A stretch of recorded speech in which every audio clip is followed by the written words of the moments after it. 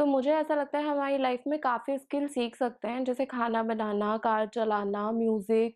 लेकिन पेरेंटिंग एक ऐसी चीज़ है जिसका कोई फ़ॉर्मूला नहीं है और आजकल की जनरेशन में दोनों पेरेंट्स ही वर्किंग है। तो कहीं न कहीं उनका पेरेंटिंग करने का तरीका अलग-अलग होता है।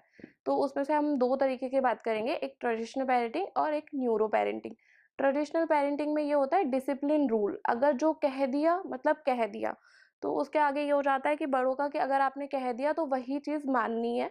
एक इमोशनली होता है कि अगर कोई कुछ चीज़ शेयर कर रहा है या किसी चीज़ से दुखी है तो उसको बोल दिया जाता है कि डोंट क्राई, बी स्ट्रॉन्ग। उसी तरह पेरेंट्स का एक रूल सेट हो जाता है कि आपको यही चीज़ करनी है, आपका एक डेली रूटीन सेट कर दिया जाता है कि आपको इसी लाइफ़स्टाइल में जीना है। तो कहीं न कहीं ये हो जाता है बच्चा उस चीज़ से ग्रोथ ही नहीं कर पाता है। उसमें पेरेंट्स का रोल ये हो जाता है कि आपको जिस फ़ील्ड में डाला है, आपको सिर्फ़ उसमें अचीवमेंट ही करना है। आप अगर ट्रॉफ़ी लेके आओगे, नहीं आओगे तो आपको पनिश किया जाएगा।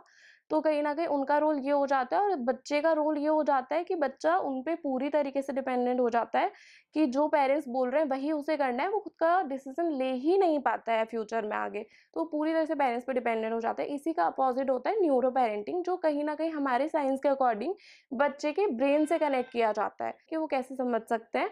तो वो हमारे पहले पूर्वजों ने कहीं न कहीं ये बताया था पेरेंटिंग करना कि लाड़ते, त्राड़ते और मित्रते। मीन्स ये है कि आज की जो साइंस के अकॉर्डिंग है 0 से 5 ईयर बच्चे को आप लाड़-प्यार से पालो, उनको डेवलप करो और फिर आता है ताड़ते। ताड़ते मीन्स ये होता है कि आप उनको बच्चे को डिसिप्लिन करो। 5 टू 13 ईयर आप बच्चे को डिसिप्लिन करो। उसके बाद आता है मित्रते। मित्रते 13 के बाद आप जो भी हो, बच्चे के साथ एक फ्रेंड्स की तरह रहो। लोग क्या करते हैं, बच्चे को फ़ॉर्मूला स्कूलिंग करने के चक्कर में उनको कहीं न कहीं स्किल सिखाने लग जाते हैं, काफ़ी चीज़ें लैंग्वेज से सिखाने लग जाते हैं। तो मेरा मानना ये है कि बच्चे को आप फ्री छोड़ो, आप उसको नेचर से कनेक्ट करो। बच्चे को बताओ इमोशंस क्या होते हैं, तो आप उनको ये चीज़ों से कनेक्ट करो ताकि बच्चा ग्रोथ कर पाए, माइंड से डेवलप हो पाए और उसके बाद आप बच्चे को डिसिप्लिन करो। आप बच्चे को बताओ क्या सही है, क्या गलत। जैसे अब कुम्हार अपने घड़े को शेप देता है, तो वो अंदर से कच्चा होता है, बाहर से पका हुआ होता है। तो वो जिस तरह की शेप डालेगा, वो उसमें ढल जाएगा जब तक वो कच्चा होगा। तो बच्चे भी उसी तरह होते हैं,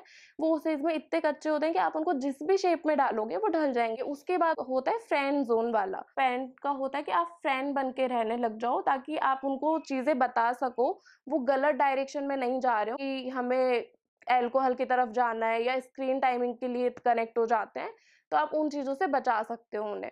कहीं न कहीं ऐसा होता है कि उस एज में आपको फ्रेंड ज़ोन में रह के बच्चे को सपोर्ट करना होगा कि उनको क्या सही है, क्या गलत है, क्या करना चाहिए अपनी लाइफ़ में।